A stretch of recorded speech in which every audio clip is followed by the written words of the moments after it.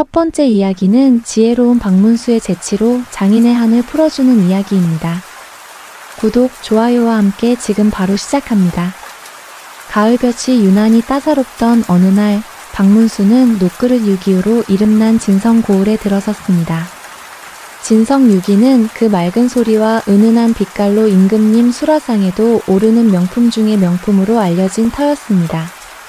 마침 허기가 진 박문수는 저작거리에 제법 큰 주막을 찾아 뜨끈한 국밥 한 그릇과 막걸리 한 사발을 주문했습니다. 과연 유기의 고장났구먼. 국밥이 담겨 나온 녹그릇은 묵직하면서도 정갈했습니다.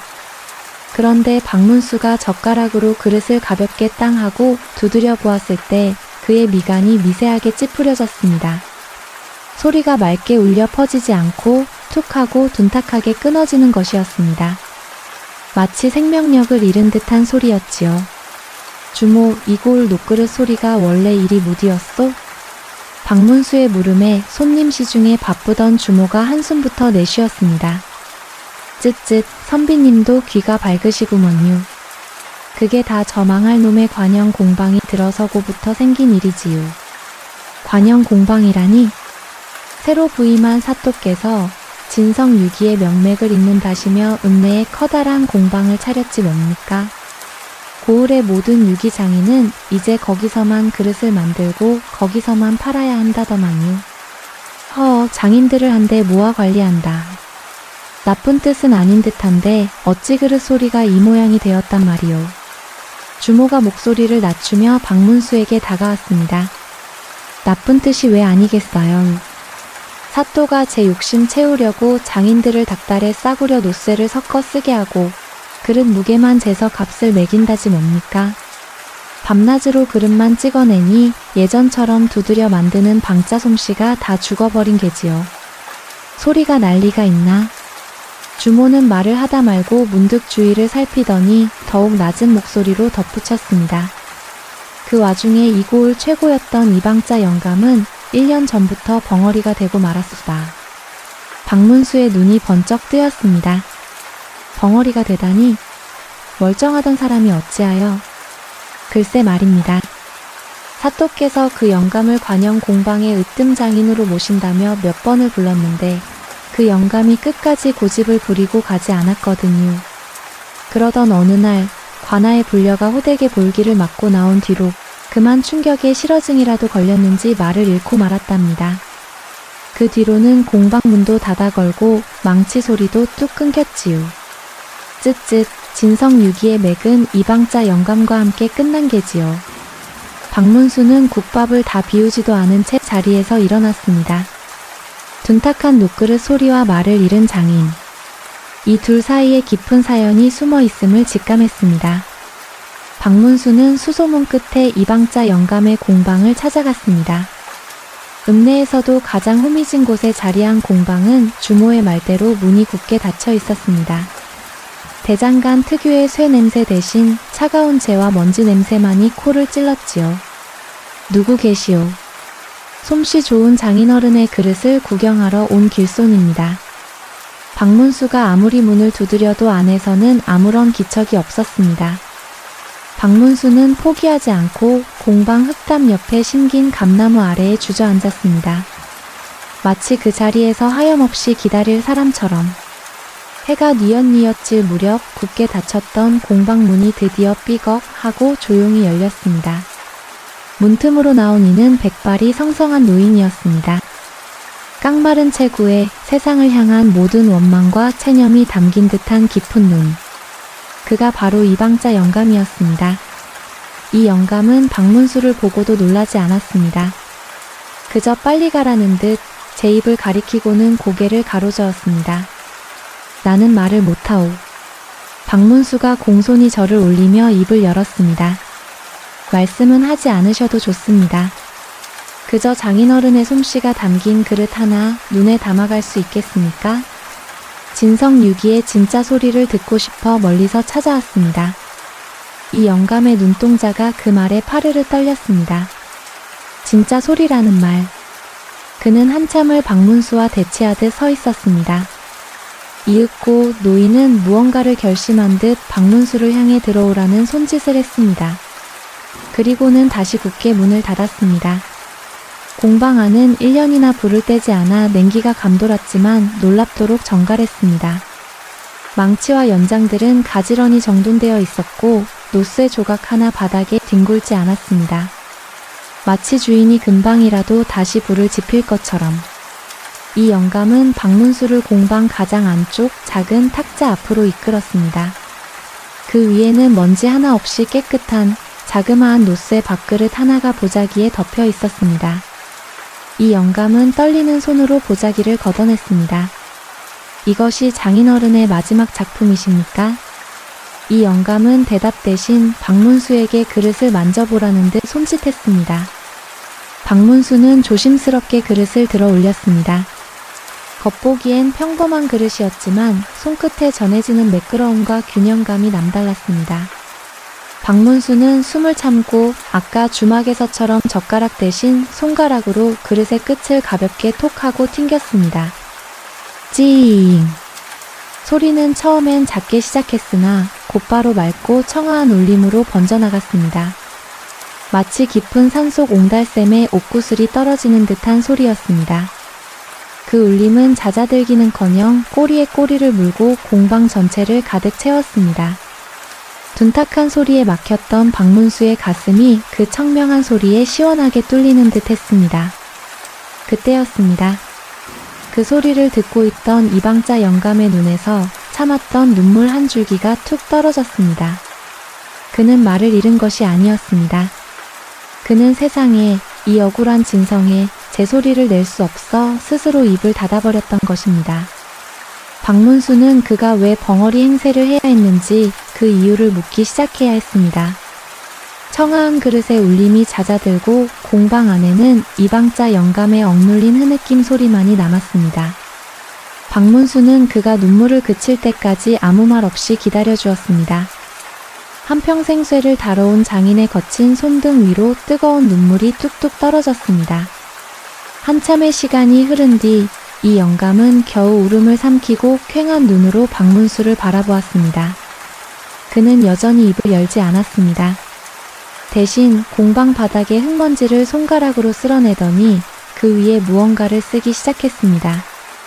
내 입은 저들의 귀를 속였으나 내 그릇은 선비의 귀를 속이지 못했구려. 박문수가 그 글자를 가만히 내려다보다가 낮은 목소리로 입을 열었습니다. 장인어른, 어찌하여 그토록 깊은 소리를 가두고 스스로 벙어리가 되셔야 했습니까? 저 맑은 소리를 낼 수 있는 입을 가지고 어찌하여 침묵을 택하셨습니까? 이 영감의 손가락이 다시 바쁘게 움직였습니다. 흙바닥에 쓰인 글씨는 분노로 떨리고 있었습니다. 1년 전 새 사또가 부임했소. 그는 진성 유기의 명성을 탐했으나 그 소리가 아닌 무게를 탐했소. 나를 불러 관영 공방의 으뜸 장인이 되라 하더이다. 박문수가 조용히 물었습니다.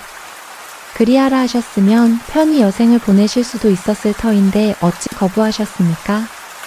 이 영감의 손가락이 멈칫했습니다. 그는 흙바닥을 손바닥으로 퍽 하고 내리쳤습니다. 그리고는 다시 글을 이어갔습니다. 그자는 내게 비법을 내놓으라 했소. 수십 년 망치질로 다져온 내 손이 기억하는 노쇠와 주석의 황금 비율, 그리고 불의 온도를 글로 적어내라 했소. 그 비법만 있으면 하룻밤 새 천하의 명품 유기를 산처럼 쌓을 수 있을 것이라 그리 말했소. 박문수는 그제야 모든 것을 알 것 같았습니다. 그래서 거부하셨군요. 소리는 글로 담는 것이 아니요. 이 영감이 썼습니다. 1000번, 10,000번 두드려야 쇠가 비로소 제 울음을 트는데 그자는 무게만 재어 팔려 했소. 나는 내 자식 같은 그릇들이 소리 잃은 쇳덩이로 팔려나가는 것을 볼 수 없었소. 그래서 내 비법은 내 망치와 내 손에만 있다. 그리 말했소. 그랬더니 사또가 나를. 이 영감은 차마 다음 말을 쓰지 못하고 제 어깨와 다리를 번갈아 짚었습니다.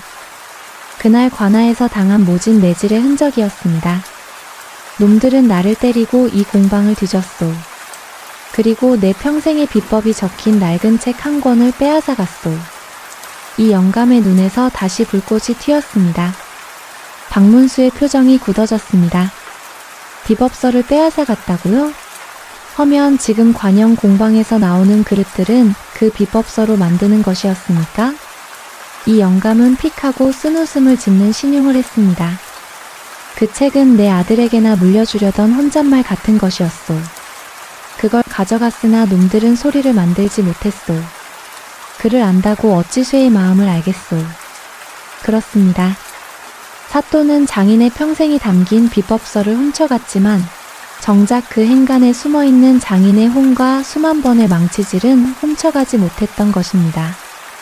관영 공방의 그릇들이 둔탁한 소리를 내는 것은 싸구려 노쇠 탓이기도 했지만 근본적으로는 영혼 없이 찍어낸 껍데기에 불과했기 때문입니다. 그래서 벙어리 행세를 하신 것이군요.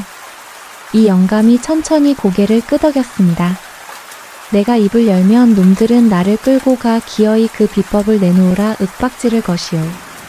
내 눈으로 내 솜씨가 더럽혀지는 것을 보느니 차라리 이 입을 닫고 귀신 행세를 하는 것이 낫다 그리 결심했소. 그는 스스로 벙어리가 되어 제 마지막 자존심과 진성유기의 진짜 소리를 지켜내고 있었던 것입니다. 박문수는 말없이 일어나 이방자 영감의 명품 유기 그릇을 다시 한번 톡 하고 튕겼습니다. 찡! 맑은 울림이 마치 억울함을 호소하듯 차가운 공방을 다시 한번 가득 채웠습니다. 박문수가 그 소리를 가만히 듣다가 굳은 결심이 선 목소리로 말했습니다. 장인어른, 그 빼앗긴 비법서는 반드시 되찾아야겠습니다. 이 영감이 놀란 눈으로 박문수를 바라보았습니다. 그리고 저 관영 공방의 가짜 소리와 장인어른의 진짜 소리를 온 고을 백성들과 저 어리석은 사또가 제 귀로 똑똑히 비교하게 만들어야겠습니다. 박문수는 더 이상 묻지 않았습니다. 이 영감의 억울한 사연만으로도 이 고을에 병든 뿌리가 어디인지 명확해졌기 때문입니다. 그는 흙바닥의 답을 기다리는 대신 공방의 연장들을 둘러보기 시작했습니다. 장인어른, 이 망치 잠시 빌려 쓸 수 있겠습니까? 그의 손에는 쇠가 아닌 사토의 썩은 정신을 두드려 깨울 다른 망치가 필요했습니다. 박문수는 이방자 영감이 건넨 망치를 가만히 쥐어보았습니다. 한평생 쇠를 다뤄온 장인의 손때가 묻어 반질반질한 묵직한 망치였습니다. 장인어른, 박문수가 망치를 탁자 위에 조용히 내려놓으며 말했습니다. 이 망치로 쇠를 두드리는 대신 저는 이 고를 백성들의 귀를 두드려 깨울 생각입니다. 이 영감이 흙바닥을 닦아내고는 의아한 눈빛으로 물음표를 그렸습니다. 제가 소리잔치를 하나 열까 합니다. 박문수의 눈이 빛났습니다. 진성유기의 진짜 울림을 찾는 잔치지요. 그는 자신의 계획을 차근차근 설명하기 시작했습니다. 저는 이제부터 한양에서 내려온 귀가 유별나게 밝은 부자 상인 행세를 할 것입니다.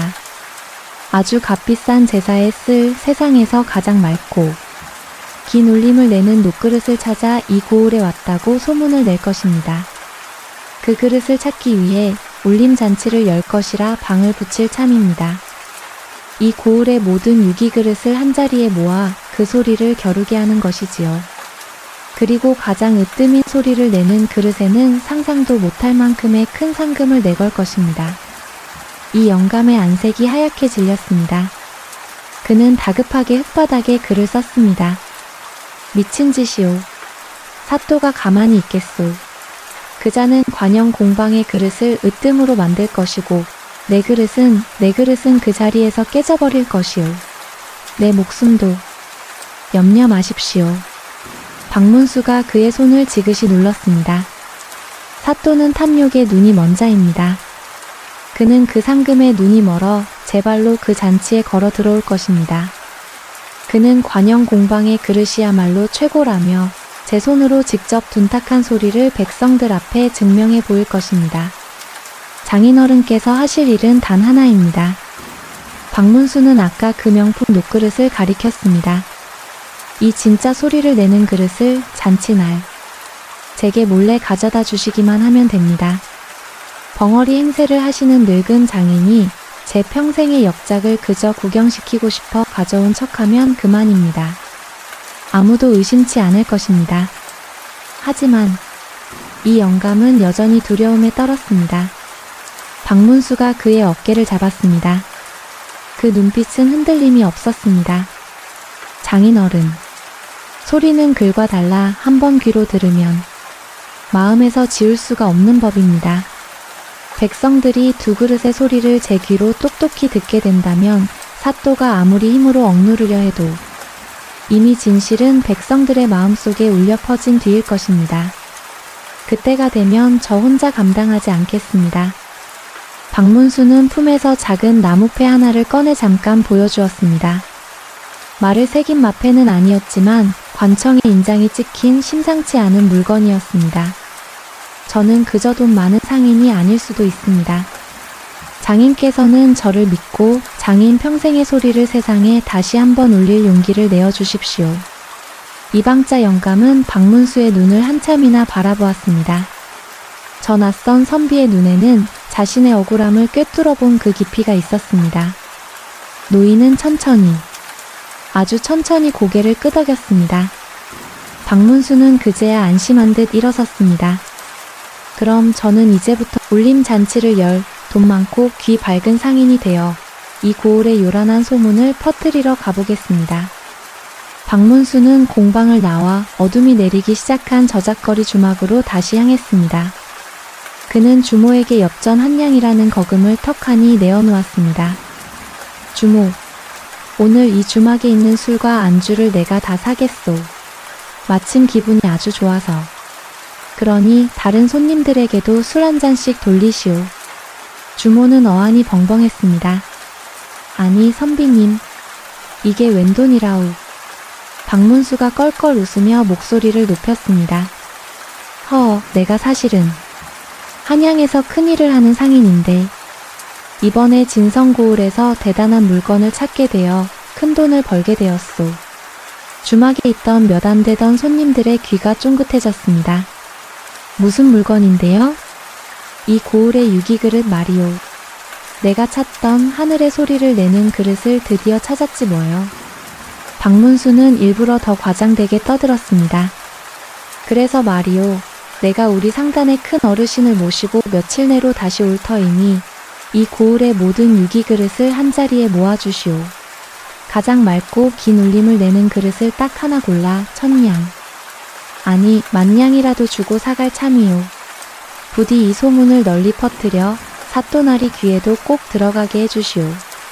관영 공방의 그릇도 꼭 나와야 한다고 말이오. 10,000냥이라는 소리에 주막 안이 술렁이기 시작했습니다.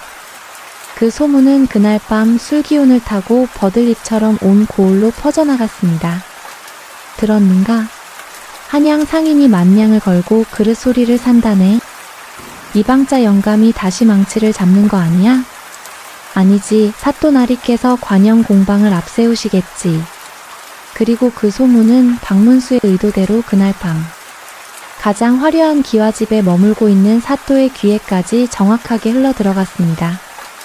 사또는 10,000냥이라는 말에 자다가도 벌떡 일어났습니다. 뭐시? 10,000냥? 이방자 그 늙은이가 버텨주더니 내게 이런 복이 굴러 들어오는구나.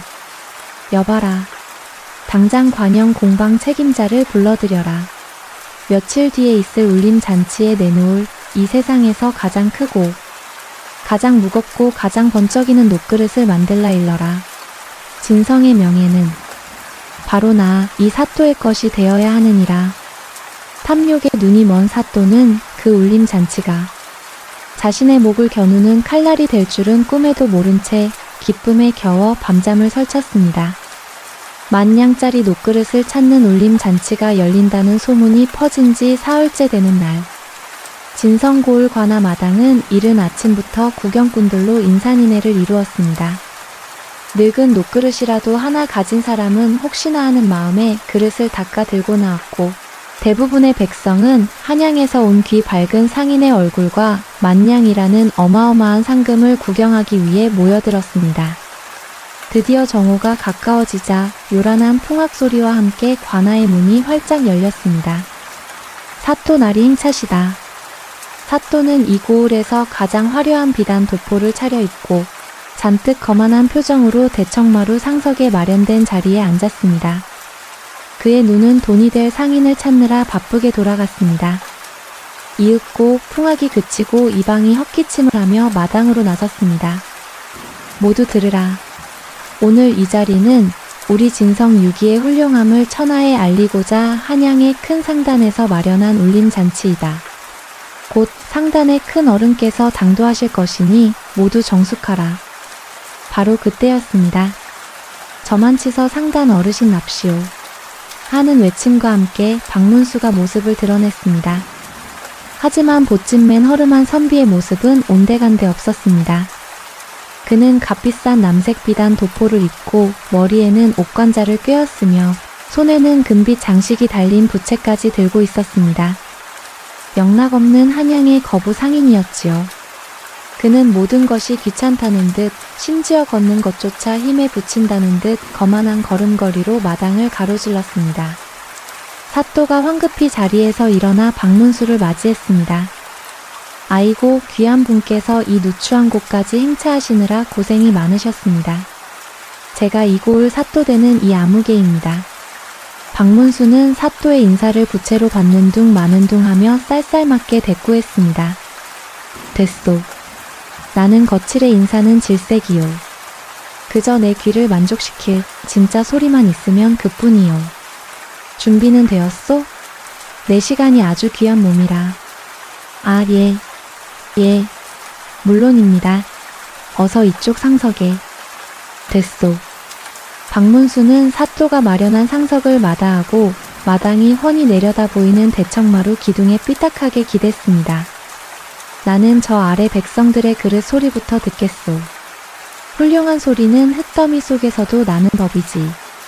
사또는 박문수의 오만함에 속이 북을 끓었지만 만냥을 생각하며 억지로 미소를 지었습니다. 과연 듣던 대로 귀가 밝으신 분입니다. 하! 여봐라, 어서 잔치를 시작하라. 이 고을의 솜씨를 상단 어르신께 맘껏 뽐내어 보아라. 이 방의 진행에 따라 몇몇 유기장인과 백성들이 제각기 가져온 그릇을 들고 나왔습니다. 이것은 제 할아비 때부터 물려받은, 이것은 제가 사흘 밤낮 두드려 만든. 그들이 그릇을 튕기자 탕, 탱, 통하는 소리가 났습니다. 주막의 둔탁한 소리보다는 나았지만 이방자 영감의 그릇이 내던 청아한 울림에는 턱없이 부족했습니다.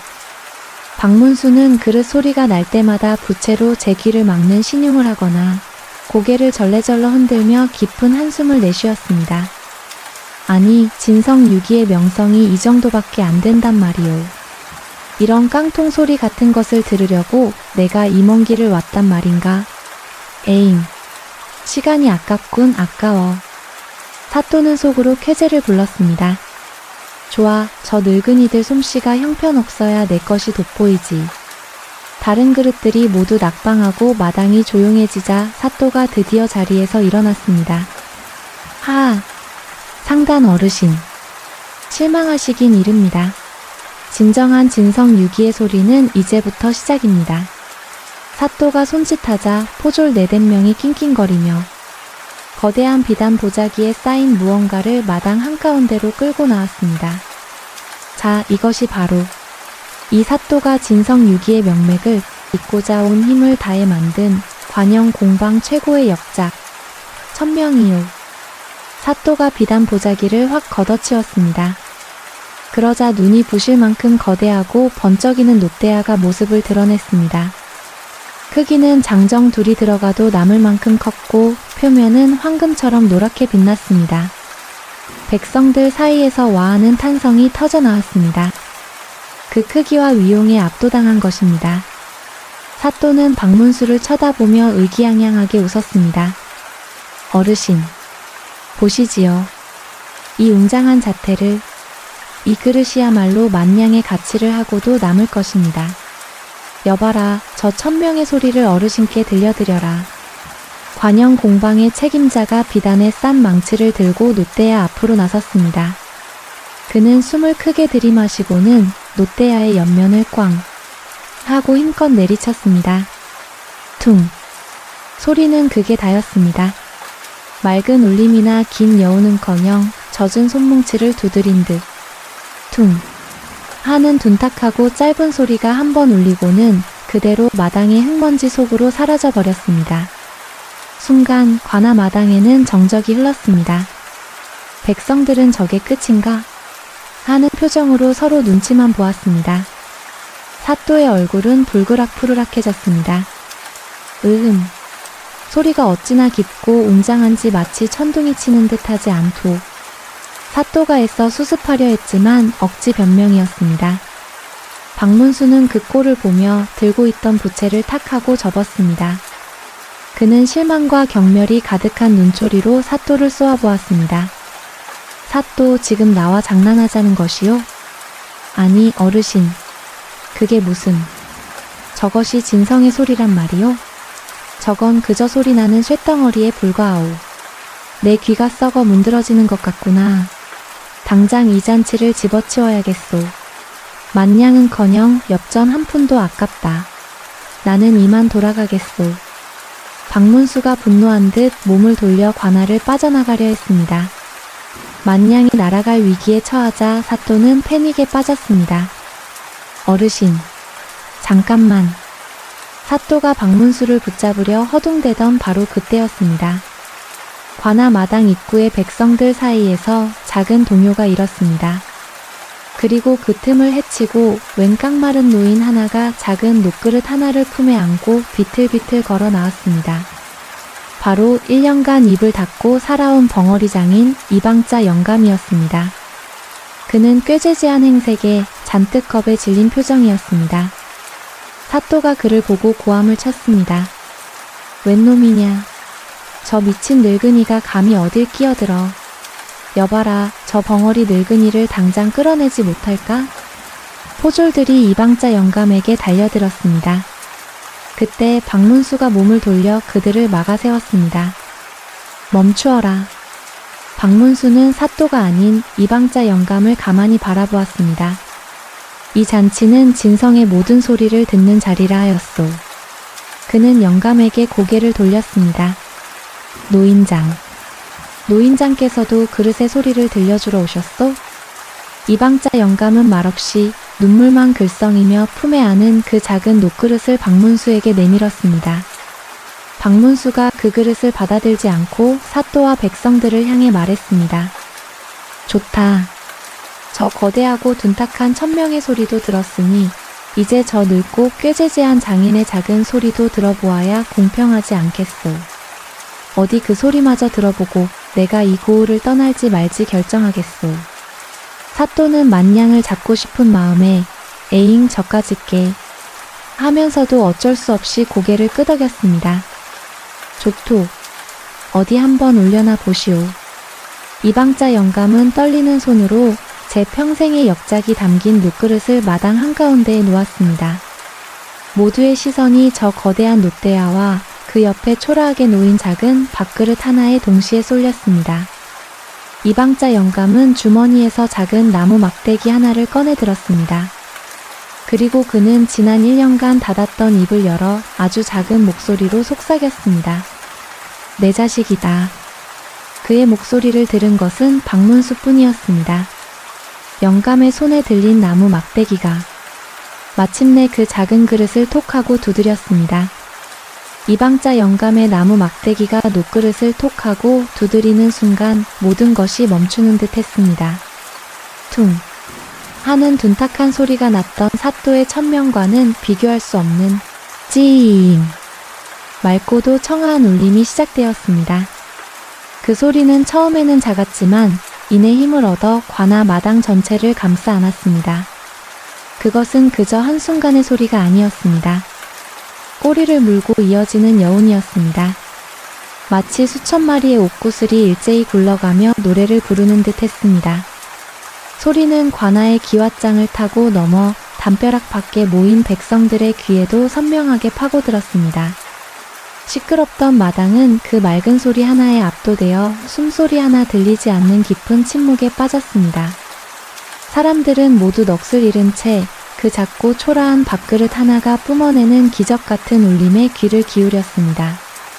한참이나 지난 뒤에야 그 긴 울림이 겨우 잦아들었습니다. 침묵을 깬 것은 백성들의 웅성거림이었습니다. 이 소리다. 그래, 이게 우리 할아버지가 말씀하시던 진짜 진성 유기 소리다. 저 벙어리 영감이 저 소리를 숨기고 있었구나. 박문수는 한양 상인의 모습으로 그 소리가 완전히 사라질 때까지 눈을 감고 있었습니다. 그는 천천히 눈을 떴고 그 눈에는 감동의 눈물이 그렁했습니다. 찾았다. 박문수가 감격에 겨운 목소리로 이방자 영감에게 다가갔습니다. 내가 찾던 소리가 바로 이 소리여. 노인장. 이 그릇이오. 그는 사또를 향해 몸을 돌렸습니다. 사또. 들으셨소. 이분이야말로 진정한 진성의 장인이요. 나는 이 그릇에 약속한 만냥을 드리겠소. 안 된다. 그때까지 넋이 나가 있던 사또가 만냥이라는 말이 이방자 영감에게 돌아가려 하자 이성을 잃고 고함을 쳤습니다. 저 늙은이가 감히 사술로 사람들을 현혹하는 것이다. 저놈은 관영 공방에 속하지도 않고 내 허락도 없이 그릇을 만든 죄인이다. 사또의 얼굴은 탐욕과 분노로 일그러져 있었습니다. 여봐라. 저 벙어리 늙은이와 그 요망한 그릇을 당장 깨부수고 압송하라. 저놈은 어르신을 기만한 죄까지 물어. 포졸들이 망설이며 이방자 영감에게 다가서려던 바로 그 순간이었습니다. 박문수가 그 앞을 가로막았습니다. 그의 얼굴에서는 오만하고 귀찮아하던 상인의 모습은 온데간데 없었고 싸늘한 위엄만이 감돌았습니다. 사또. 박문수가 낮고 차가운 목소리로 말했습니다. 그대는 그릇의 소리도 구분하지 못하고 장인의 피눈물도 보지 못하는가? 내 이놈이. 어느 안전이라고. 옥구슬 소리와 쇳덩이 소리도 구분 못하는 내 놈이 어찌 백성의 소리를 듣는 몽민관이라 할 수 있겠느냐. 박문수의 호통과 함께 그의 손이 품속으로 들어갔습니다. 그리고 다음 순간 백성들의 눈앞에 사또가 그토록 두려워하던 그것이 나타났습니다. 말이 새겨진 임금의 신표. 마패였습니다. 박문수가 그것을 하늘 높이 치켜들었습니다. 암행어사 출두요. 관아 마당의 모든 것이 얼어붙었습니다. 사또는 제 눈앞에 나타난 마패를 보고도 그것이 무엇인지 인식하기까지 한참이 걸렸습니다. 상인이 어사? 그는 억하는 비명과 함께 그 자리에 무너져 내렸습니다. 어사또. 이방과 아전들, 포졸들은 이미 땅바닥에 머리를 박고 용서를 빌고 있었습니다. 박문수는 땀에 젖은 사또의 관모를 탁 쳐서 떨어뜨렸습니다. 내 이놈. 진성 사또는 듣거라. 진성 유기의 명성을 잊기는커녕 싸구려 노쇠로 백성의 눈을 속이고 임금님을 기만한 죄. 참된 장인을 핍박하고 모진 매질을 가해 그 입을 막고 1년간 벙어리 행세를 하게 만든 죄. 장인의 평생이 담긴 비법서를 훔쳐내어 내놈의 사리사욕을 채우려 한 그 죄. 그 모든 죄를 물어 내놈을 당장 파직하고 한양으로 압송하여 어미 국법으로 다스릴 것이다. 박문수는 포졸들에게 사또를 묶으라 명하고 곧장 관아내실로 향했습니다. 그리고 사또의 방 가장 깊숙한 괴짝 속에서 1년간 숨죽이고 있던 이방자 영감의 비법서를 찾아냈습니다. 박문수는 그것을 들고 나와 멍하니 서 있는 이방자 영감의 손에 쥐어주었습니다. 장인어른. 이제 이 책의 진짜 주인에게 돌아왔습니다. 이방자 영감은 그 낡은 책을 부둥켜 안고 그 자리에 주저앉아 1년 만에 소리내어 울기 시작했습니다. 고맙습니다, 어사또. 1년간 닫혀있던 그의 입이 드디어 열린 것입니다. 박문수가 그를 부추겨 일으켰습니다. 백성들은 들으라. 이방자 장인이야말로 진성유기의 으뜸장인이다. 관영 공방은 폐쇄하고 그 재산은 모두 이방자 장인에게 주어 이 고을의 진짜 소리를 되찾고 후학을 양성하는 데 쓰도록 할 것이다. 백성들의 함성이 하늘을 찔렀습니다. 그날 진성고을의 관아 마당에는 탐욕으로 만든 거대한 롯데야 천명이 둔탁한 소리를 낸 채 버려졌고 그 옆에서 이방자 장인의 작은 밥그릇이 새로운 훈풍을 타고 맑고 청아한 울림을 온 고을에 다시 퍼뜨리고 있었습니다. 박문수는 그 맑은 소리를 뒤로한 채 또다시 삿갓을 눌러쓰고 조용히 진성 고을을 떠났습니다. 두 번째 이야기는 박문수의 재치로 약자인 맹인 악사의 누명을 벗겨주는 따뜻한 이야기입니다. 살을 내는 듯한 한겨울 섣달 금음께였습니다. 온 세상이 하얗게 얼어붙어 행인들의 발길마저 꽁꽁 얼려버릴 듯한 매서운 날씨였지요. 암행어사 박문수는 이번에도 남루하기 그지없는 삿갓에 솜이 다 빠져나간 누더기 겹저고리 차림으로 어느 낯선 고을에 당도했습니다. 해는 이미 서산을 넘어갔고 야속한 바람은 그의 마른 옷자락을 사정없이 파고들었습니다. 이 고을 인심은 날씨보다 더 차갑구먼. 박문수는 꽁꽁 언 손을 입김으로 녹이며 중얼거렸습니다. 마을 어귀의 주막이란 주막은 방이 없다. 돈 없는 거지는 헛간도 내줄 수 없다며 그를 문전박대하기 일쑤였습니다. 이대로 가다가는 얼어붙은 처마 밑에서 딱딱하게 얼어 죽기 십상이었습니다. 그가 마지막 희망을 걸고 마을 가장 안쪽으로 발길을 옮기던 그때였습니다. 저만치 이 어둡고 꽁꽁 언 마을에서 유일하게 환한 불빛이 새어나오는 으리으리한 기와집이 한 채 보였습니다. 담장 너머로 맛있는 기름 냄새와 함께 흥겨운 가락 소리가 어렴풋이 들려왔습니다. 이 추위에 잔치를 벌인 게로군. 박문수는 쓴웃음을 지었습니다. 누군가는 얼어 죽고 누군가는 이 추위에 풍악을 울린다니. 그가 혹여 잔치에서 나오는 떡고물이라도 얻어 허기를 채울 수 있을까 싶어 그 집 대문으로 다가서려던 순간이었습니다. 흥겹게 들려오던 가락 소리가 뚝 하고 끊겼습니다. 그리고 잠시 정적이 흐르더니 기와집 안에서 누군가 다급하게 외치는 소리가 터져 나왔습니다. 도둑이야. 도둑이 들었다. 아이고 대감. 그 귀한 것을. 고지어 육중한 대문이 활짝 열리고 잔치상이 엎어진 듯 사람들이 우르르 마당으로 쏟아져 나왔습니다. 박문수는 얼른 몸을 어둠 속에 숨기고 이 소란을 지켜보았습니다. 마당 한가운데 눈이 하얗게 쌓인 곳에 웬 늙은 악사 하나가 꿇어앉혀져 있었습니다. 그의 옆에는 낡은 검은고가 나뒹굴고 있었고 그는 앞을 보지 못하는 맹인이었습니다. 비단 도포를 화려하게 차려입은 집주인 최 부자가 불같이 화를 내며 그 맹인 악사를 윽박지르고 있었습니다. 이놈, 내 이놈이 감히 내 잔칫날에 도둑질을 해? 내 놈이 눈이 안 보인다고 내 재물도 안 보이는 줄 알았더냐. 최 부자는 씩씩거리며 제 허리춤을 가리켰습니다. 방금 전까지 내 허리춤에 매달려 있던 순금자수가 놓인 비단 주머니가 감쪽같이 사라졌다. 이 잔치방에서 내 곁에 앉아 검은고를 켠 것은 내 놈뿐이니 내 놈이 훔친 것이 아니고 무엇이냐. 맹인 악사는 추위와 공포에 사시나무 떨듯 떨며 눈도 없는 얼굴을 바닥에 쳐박았습니다. 대감 억울하옵니다. 소인은 평생 소리를 팔아 밥을 빌었을지언정 남의 물건에 손을 댄 적은 단 한 번도 없습니다. 앞도 못 보는 소인이 어찌 대감의 주머니에 손을 댄단 말입니까? 시끄럽다. 최 부자 곁에 서 있던 젊고 눈매가 날카로운 사내가 나섰습니다. 그는 최 부자의 조카 봉필이었습니다. 고모부, 저놈의 말이 더 교활합니다. 눈이 안 보이니 손끝의 감각이 더 날카로워진 게지요.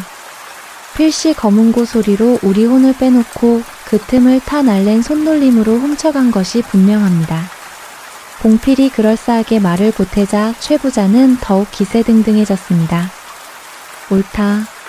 내 조카 말이 맞다. 여봐라, 저놈의 보찜과 몸뚱이를 샅샅이 뒤져라. 어서. 하인 2명이 달려들어 맹인 악사의 다 해진 보찜을 마당 눈밭 위에 거칠게 쏟아부었습니다. 하지만 나오는 것이라고는 검은 고줄 몇 개와 차갑게 식은 주먹밥 한 덩이, 그리고 얇은 호쩌고리 하나가 전부였습니다. 비단 주머니는커녕 엽전 한 푼 나오지 않았습니다. 하인들이 그의 몸을 더듬었지만 마찬가지였습니다. 이 이놈이 벌써 어디다 숨긴 게로구나. 봉필이 당황한 듯 오히려 더 큰 소리를 쳤습니다. 고모부, 이놈을 당장 관아로 끌고 가 매우 쳐야 합니다. 잔치를 망친 것도 모자라 이 많은 손님을 의심케 하다니. 최 부자는 명백한 증거가 나오지 않았음에도 이미 맹인 악사를 범인으로 단정 지은 듯 했습니다. 그렇다. 날이 밝는 대로 아니 당장 이놈을 광에 가두어라. 날이 밝으면 관아로 보내어 주리를 틀어서라도 그 주머니의 행방을 알아낼 것이다. 맹인 악사는 그저 억울합니다. 억울합니다라는 말만 되풀하며 눈물 없는 눈물을 흘렸습니다. 잔치에 초대되었던 손님들은 이 추운 날 피비린내 나는 광경을 보고 싶지 않았는지 혹은 도둑과 엮이고 싶지 않았는지 에잉 잔치 기분 다 망쳤네. 우리는 이만 돌아가야겠소. 하며 하나둘 자리를 뜨기 시작했습니다. 이 모든 광경을 어둠 속에서 지켜보던 박문수가 천천히 마당으로 걸어 나왔습니다. 그는 춥고 굶주린 영락없는 거지 선비의 모습이었습니다. 걔 웬 놈이냐. 하인이 몽둥이를 들고 앞을 막아섰습니다. 박문수는 그를 무시하고 최 부자를 향해 공손히 읍을 했습니다. 대감, 저는 그저 지나가던 길손이오나 얼어 죽기 직전에 떡고물이라도 얻어먹을까 하여 왔다가 그만 험한 광경을 보게 되었습니다. 부디 노여움을 푸시지요. 최 부자의 조카 봉필이 경멸의 눈초리로 그를 쏘아봤습니다. 웬거지 놈이냐. 내 놈이 저맹인 놈과 한패라도 되느냐. 썩 꺼지지 못할까? 박문수는 빙그레 웃으며 고개를 저었습니다. 한패라니요. 당치 않습니다. 저는 그저 궁금한 것이 하나 생겨 여쭙는 것입니다. 그는 최 부자를 향해 말했습니다. 대감, 혹 그 비단 주머니를 마지막으로 만져보신 것이 언제쯤이십니까? 저 악사가 검은고를 타기 전이었습니까? 아니면 한창 연주를 즐기던 중이었습니까? 최 부자는 낯선 거지의 당돌한 질문에 잠시 말문이 막혔습니다. 그것이야 연주가 시작되기 전 내가 손님들에게 술을 따를 때만 해도 분명히 허리에 있었는데. 그렇다면 말입니다. 박문수가 꿇어앉은 맹인 악사를 가리켰습니다. 저 악사의 손을 한번 자세히 보신 적이 있으십니까? 모두의 시선이 맹인 악사의 손으로 향했습니다. 그의 손은 추위에 검붉게 얼어 있었지만 손가락 끝은 평생 현을 뜯어 생긴 단단한 굳은 살이 박여 있었습니다. 험한 노동이나 도둑질로 생긴 상처와는 다른 오직 소리만을 위해 받쳐진 손이었습니다. 저 손은 박문수가 나직하게 말했습니다. 비단 주머니의 매듭을 몰래 풀기에는 너무나도 정직한 손으로 보입니다. 대감, 어쩌면 그 주머니는 잔치상 아래로 떨어졌거나 다른 방에 두고 오신 것은 아니겠습니까? 시끄럽다. 이번에도 봉필이 불같이 화를 내며 나섰습니다. 고모부, 저거지 놈이 교묘하게 저맹인을 감싸고 돕니다. 저놈까지 함께 묶어 가두어야 합니다. 감히 어느 안전이라고 대감의 판단을 흐리려 합니까? 최 부자는 이미 이성을 잃은 듯 박문수의 합리적인 말에 귀를 닫아버렸습니다. 내 말이 맞다. 저놈들도 필시 한패가 분명하다. 여봐라. 저맹인 놈은 광에 가두고 이 거지 놈도 함께 묶어라. 날이 밝는 대로 둘 다 관아로 보낼 것이다. 하인들이 몽둥이를 들고 박문수에게 다가왔습니다. 박문수는 이리 추운 날 따뜻한 광에서 재워준다니 고맙기 그지없구려 하고 순순히 손을 내밀었습니다. 그는 맹인 악사가 하인들에게 거칠게 끌려가며 내뱉는 절규를 똑똑히 들었습니다. 나는 아니요. 내 손은 소리만 알지 훔칠 줄은 모른단 말이오. 박문수는 차가운 광에 갇히는 순간에도 맹인 악사의 그 절박한 말과 유난히 흥분하며 이를 키우던 조카 봉필의 날카로운 눈빛을 잊지 않고 있었습니다. 꽝 하는 소리와 함께 광의 육중한 문이 닫히고 칠흑 같은 어둠이 두 사람을 삼켰습니다. 바깥의 매서운 바람이 무색할 만큼 광 안의 공기는 뼈를 파고드는 듯 차가웠습니다. 집단 몇 개가 전부인 흙바닥에서는 냉기가 그대로 올라왔지요. 맹인 악사는 구석에 웅크린 채 덜덜 떨면서도 분한 듯 계속해서 중얼거렸습니다. 나는 아니요. 내 손은 그런 짓을 할 줄 모른단 말이오. 억울합니다. 억울합니다. 박문수는 어둠 속에서도 그 노인의 절망이 느껴지는 듯 했습니다. 박문수가 조용히 짚을 긁어 모아 노인이 앉은 쪽에 밀어주고는 나직하게 입을 열었습니다. 어르신, 진정하십시오. 일이 떤다고 억울함이 풀리는 것은 아닐 것입니다. 맹인 악사는 낯선 사내의 목소리에 화들짝 놀라 몸을 움츠렸습니다. 뉘시오? 아까 나를 감싸주려던 그 거지 선비요? 거지 선비라 해도 틀린 말은 아니지요. 저 역시 억울하게 한 패로 몰려 이리 갇힌 신세가 되었으니 우린 지금 한 배를 탄 셈입니다. 악사는 경계심을 풀고는 깊은 한숨과 함께 제 신세를 한탄하기 시작했습니다. 한 배라니요? 선비님이야 곧 풀려나시겠지만 저는 아닙니다. 저는 저놈의 눈에 단단히 찍혔습니다. 날이 밝으면 관아에 끌려가 잊지도 않은 죄를 고하라며 모진 매를 맞을 것입니다. 그러다 죽는 거지요. 그의 목소리에는 체념이 가득했습니다. 어찌 그리 확신하십니까? 박문수가 물었습니다. 혹 저 최 부자나 그 조카 봉필이라는 자와 원한이라도 진 적이 있으십니까? 원한이라니요. 당치도 않습니다. 맹인 악사는 쓴웃음을 짓는 소리를 냈습니다. 나는 그저 저 최 부자의 탐욕스러운 속내를 조금 알고 있을 뿐입니다. 탐욕이라 하심은 구체적으로 무엇을 말입니까? 맹인 악사는 한참을 망설였습니다. 이 차가운 광에서 얼어 죽을지도 모르는 마당에 이 낯선 선비에게 이야기를 한들 무슨 소용이 있을까 싶었겠지요. 박문수가 그런 그의 마음을 읽었다는 듯 다시 입을 열었습니다. 어르신, 어둠 속에서는 촛불 하나가 1000개의 별빛보다 밝은 법입니다. 어르신의 그 억울함이 어둠이라면 지금 제가 그 촛불이 되어드릴 수도 있지 않겠습니까? 제게 모든 것을 말해주십시오. 어쩌면 제가 어르신을 이 어둠 밖으로 이끌어낼 수도 있지 않겠습니까? 박문수의 목소리에는 이상한 힘이 있었습니다. 춥고 굶주린 사람의 목소리가 아니었지요. 맹인 악사는 한참을 침묵하다가 드디어 무거운 입을 열었습니다. 선비님은 혹 최 부자의 조카라는 봉필이라는 자의 눈을 보셨습니까? 보았지요. 뱀처럼 날카롭고 욕심이 가득한 눈이었습니다. 제 눈은 비록 멀었으나 저는 소리로 사람을 봅니다. 악사의 목소리가 낮아졌습니다. 저 봉필이라는 자는 최 부자의 재산을 노리고 있습니다. 재산을 노린다? 조카라 하지 않았습니까? 허울뿐인 조카지요. 최 부자에게는 슬아의 자식이 없습니다. 저 봉필이가 최 부자의 모든 재산을 물려받기로 되어 있었지요. 헌데 최 부자가 이 잔치를 연 까닭이 무엇인지 아십니까? 무엇입니까? 최 부자가 늦장가를 들려 합니다. 늦장가라니요? 그렇습니다. 저작거리에서 떡을 파는 연화라는 처자가 있는데 그 처자의 미색이 어찌나 고운지 최 부자가 그만 넋이 나간 것입니다. 최 부자는 그 처자만 얻을 수 있다면 내 전 재산의 절반이라도 주겠다며 큰 소리를 치고 다녔지요. 오늘 잔치도 실은 그 처자의 환심을 사기 위해 벌인 잔치였습니다. 그랬던 게로군요. 문제는 봉필입니다.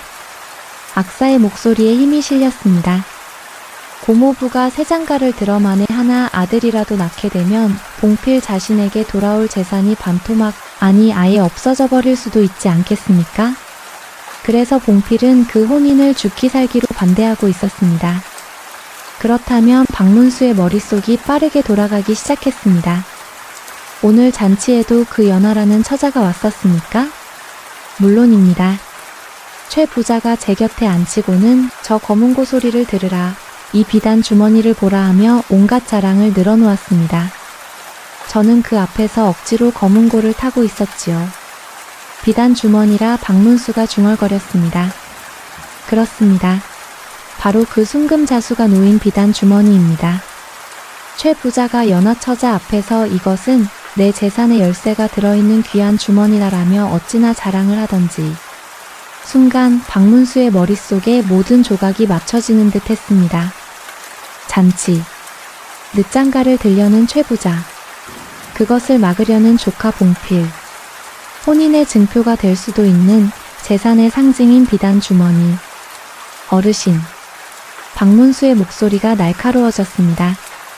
혹시 그 주머니가 사라지기 직전에 봉필이라는 자가 최 부자 곁에 가까이 다가온 적이 있었습니까? 맹인 악사가 하는 탄식을 내뱉었습니다. 그렇습니다. 그렇고 말고요. 제가 한창 검은고를 타고 있는데 봉필이가 술잔을 들고 고모부에게 다가와 고모부 제가 술 한 잔 올리겠습니다 하며 최 부자의 어깨에 손을 얹고 연하처자를 매서운 눈으로 쏘아보던 것이 기억납니다. 그때였을 것입니다. 그렇다면 범인은 봉필입니다. 악사가 떨리는 목소리로 외쳤습니다. 그놈이 고모부의 혼인을 막고 그 비단 주머니를 차지하기 위해 이 잔치를 망칠 속셈으로 주머니를 훔치고는 마침 눈이 멀어 만만한 저에게 죄를 뒤집어 씌운 것입니다. 모든 상황이 명확해졌습니다. 봉필은 비단 주머니를 훔쳐 최 부자가 그토록 자랑하던 재산과 연하처자를 잃게 만들고 그 죄를 맹인 악사에게 덮어 씌워 잔치를 아수라장으로 만든 것입니다. 어르신, 그 봉필이라는 자는 혹 노름을 합니까? 노름이라니요? 그리 큰 재산을 노리는 자가 어찌 훔친 주머니 하나로 만족하겠습니까? 필시 다른 꿍꿍이가 있을 것입니다. 맹인 악사가 무릎을 쳤습니다. 맞습니다. 저작거리에서 봉필이가 관아의 아전들과 어울려 투전판을 벌인다는 소문이 파다했습니다. 그것 때문에 최 부자에게 쫓겨날 뻔한 적도 있다고 들었습니다. 그렇다면 됐습니다. 박문수가 차가운 흙바닥 위에서 천천히 몸을 일으켰습니다. 그의 몸에서는 더 이상 춥고 굶주린 거지의 기운이 느껴지지 않았습니다. 어르신, 날이 밝으면 아주 재미있는 구경을 하시게 될 것입니다. 재미있는 구경이라니요, 선비님. 우리는 관아로 끌려갈 텐데요. 박문수가 어둠 속에서 빙그레 웃는 소리를 냈습니다. 관아요? 물론 가야지요. 관아에 가서 진짜 도둑을 우리 손으로 직접 잡아야 하지 않겠습니까? 맹인 악사는 그저 어리둥절한 표정으로 어둠 속에서 빛나는 듯한 박문수의 눈을 볼 수 없음에도 불구하고 바라보고 있었습니다. 밤새 광 안을 핥히던 바람소리가 잦아들고 꽁꽁 언 흙바닥으로 창살을 통해 희미한 아침 햇살이 스며들었습니다. 맹인 악사는 추위와 절망에 지쳐 거의 반쯤 쓰러져 있었고 박문수는 뜬 눈으로 밤을 새우며 무언가를 골똘히 생각했습니다. 꽝! 드디어 광의 문이 거칠게 열리고 어제 그 하인들이 몽둥이를 든 채 들어섰습니다. 일어나라 이 도둑놈들아. 사또나리께서 친히 너희의 죄를 물으신단다. 어서 관아로 가자. 하인들은 두 사람을 포승줄로 묶지는 않았지만 거칠게 밀치며 밖으로 끌어냈습니다. 눈이 부시게 하얀 마당에는 밤새 잔치의 흔적이 어지럽게 남아 있었습니다. 그리고 대문 앞에는 비단 도포를 다시 챙겨 입은 최 부자와 그의 조카 봉필이 잔뜩 화가 난 얼굴로 그들을 기다리고 있었습니다. 게으른 놈들, 이제야 끌고 오느냐. 봉필이 하인들을 닥달했습니다. 고모부 보십시오. 저놈들의 낯빛이 말이 아닙니다. 밤새 광에서 추위에 떨며 제 죄를 반성하기는커녕 필시 입을 맞추었을 것입니다. 최 부자는 혀를 차며 박문수와 맹인 악사를 위아래로 훑어보았습니다. 추잡한 것들, 어서 저놈들을 앞세우거라. 사또나리께 이놈들의 파렴치한 죄를 고하고 잃어버린 내 주머니를 찾아야겠다. 그렇게 두 사람은 마치 죄인처럼 마을길을 따라 관아로 끌려가게 되었습니다. 이른 아침부터 흉흉한 소문을 들은 마을 사람들이 길가에 나와 수군거렸습니다. 아이고 저 악사 영감 아니신가. 평생 소리만 알던 분인데 어쩌다가. 옆에 저거지는 또 누군가. 한패라더군. 쯧쯧 최 부자네 비단 주머니라니 값이 꽤나 나갔을 텐데. 저 영감은 이제 죽은 목숨이지. 맹인 악사는 그 모든 수군거림을 들으며 고개를 더욱더 푹 숙였습니다. 그의 어깨가 억울함에 잘게 떨리고 있었습니다. 박문수는 그저 묵묵히 자신들을 매섭게 노려보는 봉필의 얼굴과 탐욕에 가득 차 앞만 보고 걷는 최 부자의 뒷모습을 번갈아 살필 뿐이었습니다. 이윽고 관아에 도착했습니다. 관아 마당은 횡하니 비어 있었고 대청마루에는 막 잠에서 깬 듯 하품을 연신해대는 사또가 앉아 있었습니다. 그는 최 부자를 보더니 귀찮은 일에 끌려 나왔다는 듯 퉁명스럽게 말했습니다. 아니, 이른 아침부터 웬 소란이요, 최 부자. 간밤에 잔치는 잘 치르셨는가? 사또, 잔치가 문제가 아닙니다. 최 부자가 대청마루로 뛰어 올라가 억울하다는 듯 소리쳤습니다. 글쎄, 저기 저맹인 놈과 거지 놈이 한패가 되어 제 잔칫날에 제 허리에 있던 순금 비단 주머니를 훔쳐갔단 말입니다. 당장 저놈들을 매우치고 주머니의 행방을 물어주십시오. 사또는 꿇어앉혀진 맹인 악사와 박문수를 흘깃 내려다보았습니다. 이 영감은 앞도 못 본다 들었는데 손이 꽤나 날랜 모양이구먼. 사또의 목소리에는 죄인을 신문하려는 의지보다는 최 부자의 비위를 맞추려는 심산이 역력했습니다. 그때 봉필이 한 걸음 나서며 그럴싸한 말을 보탰습니다. 사또 나리, 소인이 보기에 저맹이는 눈이 먼 대신 손끝의 감각이 귀신같이 발달한 자입니다. 검은고 소리로 사람들의 혼을 빼놓고 그 틈을 타 어둠 속에서 날랜 손놀림으로. 그때까지 조용히 듣고만 있던 박문수가 갑자기 큰 소리로 봉필의 말을 끊었습니다. 모두의 시선이 웬거지 놈이냐는 듯 박문수에게 쏠렸습니다. 네 이놈, 감히 어느 안전이라고 사또나리 앞에서. 포졸이 곤봉을 치켜들었습니다. 박문수는 아랑곳하지 않고 사또를 향해 으불했습니다. 사또나리, 소인 비록 춥고 배고픈 거지 선비이오나 방금 저 젊은 양반의 말씀에 심히 이상한 점이 있어 고하는 바입니다. 이상한 점? 내 놈이 뭘 안다고. 사또가 호통을 쳤습니다. 나리, 저 양반은 어둠 속에서 훔쳤을 것이라 하였습니다. 허나 잔치방은 촛불로 대낮같이 밝았을 터 어찌 어둠 속이라 단언하십니까? 또한 맹인은 어차피 어둠 속에 사는 사람입니다. 그에게 밝고 어두움이 무슨 소용이 있겠습니까? 저것은 마치 자신이 훔쳐보지 않고서는 할 수 없는 말이 아니고 무엇입니까? 멋이. 봉필의 얼굴이 순간 불그락푸르락해졌습니다. 저놈이 감히. 박문수는 틈을 주지 않고 말을 이었습니다. 사또나리, 이 일은 흑백을 가리기가 매우 어렵습니다. 맹인은 억울하다 하고 부자는 이렇다 하니 말입니다. 허나 하늘의 이치는 분명한 법. 제게 아주 신기한 물건이 하나 있습니다. 신기한 물건이라니? 사또가 흥미를 보였습니다. 소인의 고향에 전해 내려오는 정직한 종이옵니다. 박문수는 짐짓 신비로운 표정을 지으며 제 보찜을 뒤지는 신용을 했습니다. 아, 보찜을 두고 왔군요. 허나 상관없습니다. 그 원리는 간단합니다. 박문수가 이방을 향해 말했습니다. 나리, 저기 저 관아에서 쓰는 가장 큰 벼루와 먹물, 그리고 커다란 독이나 괴짝 하나, 그리고 비단 방석 하나만 내어주십시오. 제가 사또나리의 현명한 판단을 도와 진짜 도둑을 가려내 보이겠습니다. 최 부자와 봉필은 저 거지가 무슨 수작을 하는 눈으로 그를 보았고, 맹인 악사는 이 선비님이 정말 하는 심정으로 그의 목소리에 귀를 기울였습니다. 사또는 이 지루한 아침에 재미있는 구경거리라도 생긴 듯 벼루와 독이라 하며 이방에게 눈짓했습니다. 좋다. 내 놈의 허풍이 어디까지 가나 한번 보겠다.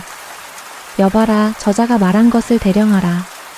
관아 마당에서 기이한 신문이 막 시작되려 하고 있었습니다. 사또는 정직한 종이라는 해괴한 말에 잠시 어리둥절했지만 이내 흥미가 동했습니다. 이 지루한 아침에 맹인 악사와 거지 선비를 족치는 것보다야 재미있는 구경거리가 될 성싶었지요. 정직한 종이라. 좋다. 내 놈의 그 수작이 어디까지 가나 보자. 여봐라. 이방은 저 선비가 말한 것을 당장 대령하라. 큰 벼루와 먹물, 그리고 관아에서 가장 큰 독과 비단 방석 하나씩을 내오너라. 명령이 떨어지자 아전들이 부산하게 움직였습니다. 얼마 지나지 않아 관아 마당 한가운데에 얼음 몸뚱이만 한 거대한 옹기독이 쿵 소리를 내며 놓였습니다. 그리고 그 옆에는 큼직한 벼루와 잘 말린 목, 그리고 사또가 낮잠을 즐길 때나 썼을 법한 화려한 비단 방석이 함께 놓였습니다. 최 부자와 봉필은 저거지가 대체 무슨 짓을 하는 표정으로 팔짱을 낀 채 이 광경을 지켜보았습니다. 맹인 악사는 비록 눈은 보이지 않았으나 박문수가 무언가를 하고 있다는 기척에 귀를 기울이며 덜덜 떠는 것을 멈추었습니다. 박문수는 먼저 옹기독의 뚜껑을 열고 아전들에게 말했습니다. 이 독을 저기 해가 들지 않는 관아의 빈 창고 안으로 옮겨주시오.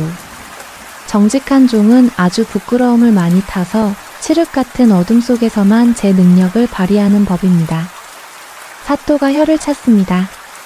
별 해괴한 종을 다 보겠네. 어서 그리들 하라. 아전 두어 명이 낑낑거리며 옹기독을 마당 구석의 어두운 창고 안으로 옮겼습니다. 그 다음 박문수는 마당에 남은 벼루와 먹물 그리고 비단 방석 앞에 섰습니다. 그는 포졸에게 물 한 사발을 청하더니 벼루에 붓고는 스윽 스윽 소리를 내며 정성껏 먹을 갈기 시작했습니다. 그의 동작은 굼뜨지도 서두르지도 않았습니다. 마치 제사를 준비하는 사람처럼 경건해 보이기까지 했습니다. 최 부자가 그 꼴을 보다 못해 소리쳤습니다. 이봐, 먹은 갈아서 뭘 어쩌겠다는 게야. 빨리 그 종인지 뭔지로 범인이나 밝혀내지 못하고. 박문수는 그 말에 아랑곳하지 않고 먹물이 아주 새까맣고 걸쭉하게 갈릴 때까지 멈추지 않았습니다. 충분히 먹물이 갈리자 그는 화려한 비단 방석을 집어들었습니다. 그리고는 모두가 보는 앞에서 그 걸쭉한 먹물을 비단 방석 위에 처악하고 쏟아부었습니다. 아니 저놈이. 사또가 기겁을 했습니다. 저건 내 비단 방석인데. 박문수는 아랑곳하지 않고 두 손으로 먹물을 비단 방석 전체에 골고루 아주 듬뿍 묻혔습니다. 새빨갛던 비단 방석은 순식간에 시커먼 먹물 범벅이 되었습니다. 그는 먹물로 축축하고 끈적끈적해진 그 방석을 들고 옹기독이 있는 어두운 창고 안으로 유유히 사라졌습니다. 잠시 후 빈손으로 나온 박문수가 사또 앞에 다시 섰습니다. 사또 나리. 준비가 끝났습니다. 준비. 내 놈은 내 귀한 방석만 버려놓고. 나리.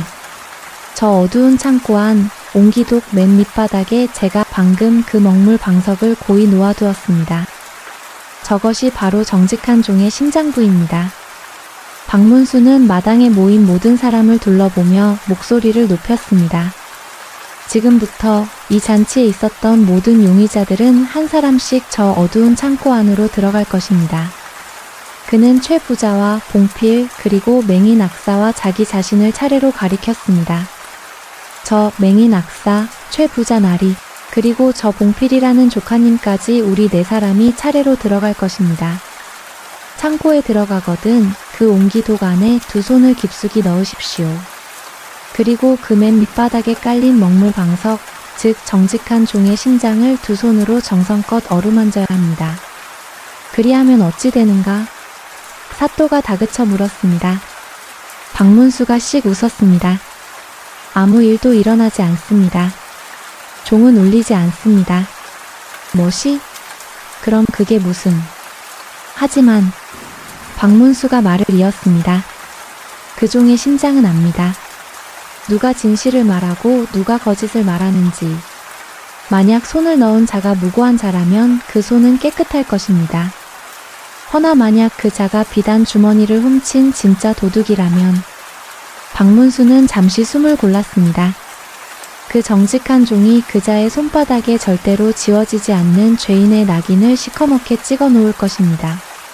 마당은 순간 찬물을 끼얹은 듯 조용해졌습니다. 손에 검은 낙인이 찍힌다는 말이었습니다. 최 부자는 침을 꿀꺽 삼켰고 봉필의 눈썹이 순간 움찔하고 떨렸습니다. 맹인 악사만이 담담한 표정으로 서 있었습니다. 박문수가 사또를 향해 읍을 했습니다. 사또 나리, 이제 심판의 시간입니다. 부디 저 창고 문을 지키게 하시고 한 사람씩 차례로 들여보내주십시오. 가장 먼저 이거지 선비인 저부터 들어가 결백을 증명해 보이겠습니다. 박문수는 삿갓을 고쳐 쓰고 맹인 낙사의 어깨를 툭 치며 어두운 창고를 향해 첫걸음을 내디뎠습니다. 박문수는 어두운 창고에서 가장 먼저 걸어 나왔습니다.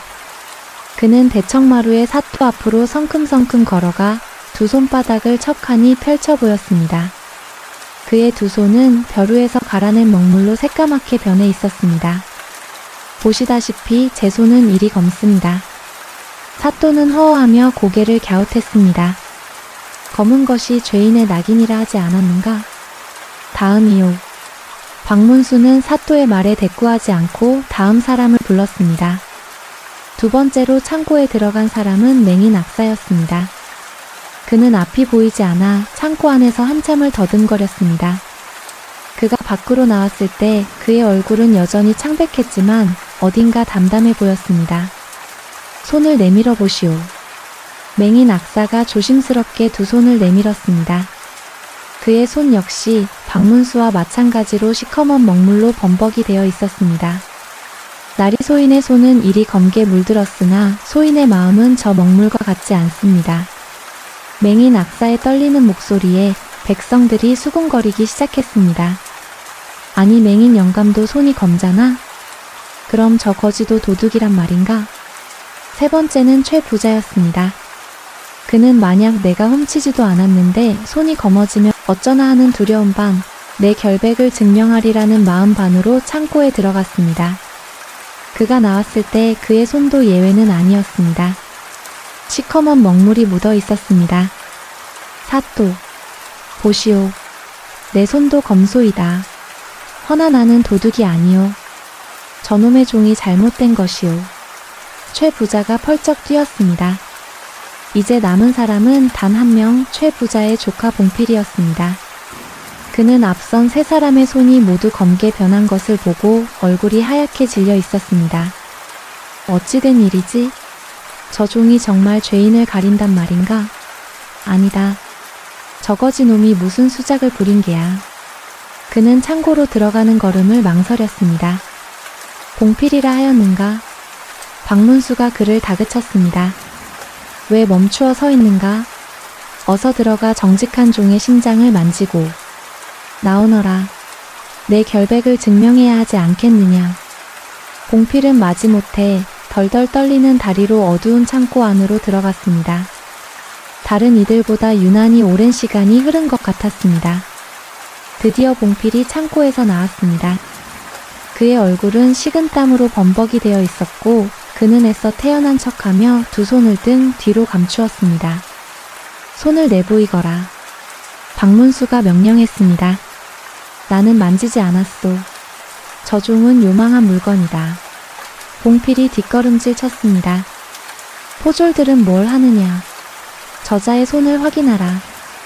포졸 두어 명이 달려들어 봉필의 팔을 붙잡아 그의 두 손을 억지로 펼쳤습니다. 모두가 숨을 죽인 그 순간 봉필의 손바닥이 만천하에 드러났습니다. 그의 손은 놀랍게도 먹물 한 방울 묻지 않은 너무나도 깨끗한 손이었습니다. 아니, 저자만 손이 깨끗하잖아. 백성들이 다시 웅성거렸습니다. 최 부자가 그 모습을 보더니 박문수에게 달려들 기세로 소리쳤습니다. 내 이놈, 감히 내 조카는 죄가 없다 하지 않느냐. 내 놈의 종이 엉터리다. 내 놈과 저맹인이 짜고 친 게로구나. 바로 그때 박문수가 하 하고 천지가 떠나가라 크게 웃었습니다. 모두가 어리둥절하여 그를 바라보았습니다. 사또, 그리고 백성들은 들으시오. 박문수가 웃음을 멈추고 시커먼 제 손을 들어 보였습니다. 내가 말한 정직한 종은 죄인에게 낙인을 찍는 종이 아니요. 뭐라? 저 어두운 창고 안 옹기독 밑바닥에는 그저 먹물이 흠뻑 묻은 비단 방석이 놓여 있었을 뿐입니다. 박문수는 맹인 악사와 최 부자를 차례로 가리켰습니다. 죄가 없는 사람은 칠흑 같은 어둠 속에서도 두려울 것이 없습니다. 종의 심장을 만지라 하였으니 그저 방석을 만지고 나온 것 뿐입니다. 그래서 이 두 사람의 손에는 먹물이 묻은 것입니다. 나는 스스로 결백하기에 만졌고 이 맹인 악사 역시 훔친 것이 없기에 당당히 만진 것입니다. 그리고 박문수는 손이 깨끗한 봉필을 매섭게 노려보았습니다. 허나 죄를 지은 자는 달랐습니다. 그는 정직한 종이 자신을 알아보고 손에 죄인의 낙인을 찍을까 봐 두려웠던 것입니다. 그래서 어둠 속에서 만지는 신용만 하고 실제로는 그 방석에 손가락 하나 대지 않았던 게지요. 결국 죄인만이 이 정직한 종의 심판을 피하려다 제 손으로 나는 죄인이요 하고 증명한 꼴이 아니고 무엇입니까? 아, 사또와 백성들의 입에서 탄식이 터져 나왔습니다. 봉필은 모든 것이 들통났다는 사실에 그 자리에 주저앉았습니다. 사또 나리. 박문수가 사또를 향해 읍을 했습니다. 이제 진짜 도둑이 누구인지 명확해지지 않았습니까? 저자를 당장 하옥시켜. 잠깐. 봉필이 마지막 발악을 했습니다. 증거가 있느냐? 내 손이 깨끗하다고 내가 도둑이란 말이냐? 그 비단 주머니는 어디 있느냔 말이다. 박문수가 쯧쯧하고 혀를 찼습니다. 내가 어젯밤 곰곰이 생각해보니 그대는 고모부의 재산뿐 아니라 그분의 혼인까지 막으려 한 듯 싶더군. 그리고 그대는 노름빚에 시달리고 있었지. 네가 어찌. 그래서 박문수가 관아문 쪽을 바라보았습니다. 이른 아침 포졸들을 시켜 그대가 자주 드나든다는 투전판을 덮치게 하였네. 그리고 그대의 방도 샅샅이 뒤지게 하였지. 마침 관아문이 열리며 포졸장이 무언가를 들고 뛰어들어왔습니다. 사또 나리. 그리고 어르신. 이놈의 방 아랫목에서 이것이 나왔습니다. 포졸장이 내민 것은 다름 아닌 순금 자수가 놓인 비단 주머니였습니다. 최 부자는 제 주머니를 보고는 아이고, 내 주머니 하고 외쳤고 봉필은 그 자리에 완전히 주저앉아 고개를 떨어뜨렸습니다. 모든 것이 명명백백해졌습니다. 최 부자는 제 조카가 범인이었다는 사실에 망연자실했고 사또는 이거지 선비가 모든 것을 해결하자 어안이 벙벙했습니다. 그때 박문수가 품에서 마지막 물건을 꺼내 들었습니다. 그것은 낡은 보찜이 아닌 임금의 명을 상징하는 서슬 퍼런 마패였습니다. 암행어사 출두요. 그 소리에 사또와 최 부자, 봉필, 그리고 관아의 모든 이들이 땅바닥에 머리를 조아렸습니다. 어사또. 내 이놈 봉필은 족친의 재물을 훔치고 맹인에게 누명을 씌웠으며 어사를 기만하려 한 죄, 엄히 다스릴 것이다. 또한 사또는 억울한 백성의 목소리를 듣지 않고 부자의 말만 편파적으로 들었으니 이 또한 죄가 가볍지 않다. 당장 저 최 부자는 억울하게 옥살이를 할 뻔한 맹인 악사에게 그가 잃어버린 밤새의 품삯과 정신적인 피해 보상까지 10배로 보상할 것이며 관아는 이 고을의 홀몸 노인과 맹인들을 위해 잔치 비용의 절반을 쌀로 내어놓을 것을 명한다. 그날 맹인 악사는 누명을 벗고 최 부자에게서 두둑한 보상금을 받았습니다. 박문수는 관아를 떠나기 전 그에게 따뜻한 소못 한 벌을 내어주며 말했습니다. 어르신, 그 정직한 손으로 다음에는 이 추운 겨울밤의 노래가 아닌 곧 다가올 따뜻한 봄날의 노래를 연주해 주십시오. 맹인 악사는 눈물로 화답했습니다. 박문수는 그 춥고 삭막했던 고을에 정의의 따뜻한 불씨 하나를 남겨둔 채 또다시 삿갓을 눌러쓰고 하얀 눈길 속으로 유유히 사라져갔습니다. 오늘 이야기는 여기까지입니다. 편안한 밤 되시고 오늘 이야기가 마음에 드셨다면 구독, 좋아요와 함께 해주시면 동영상 제작에 큰 힘이 됩니다. 그럼 저는 다음에 더 좋은 이야기로 찾아뵙겠습니다. 감사합니다.